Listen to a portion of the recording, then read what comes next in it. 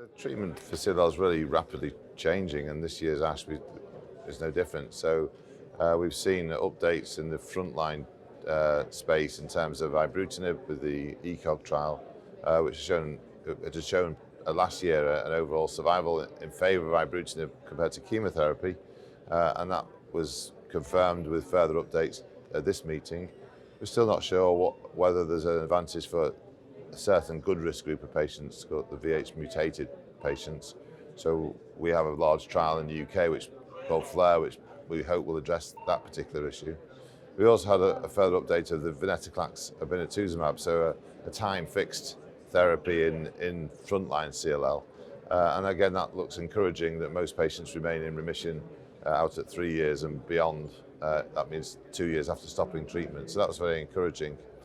We also saw some updates of combinations, which are probably the future. So ibrutinib plus venetoclax and acalabrutinib plus venetoclax plus obinutuzumab. So quite chemotherapy-free but very effective combinations.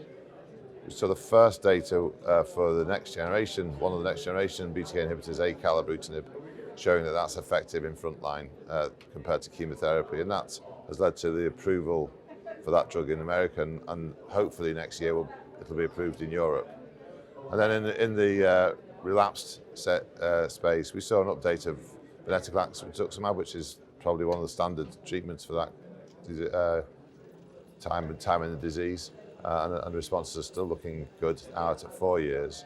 And then two more sort of new therapies. One was the reversible BTK inhibitors. So we saw a very nice bit of data with the first of those. The Loxo compound was showing that most patients who've potentially failed BTK inhibitors may respond to these reversible ones.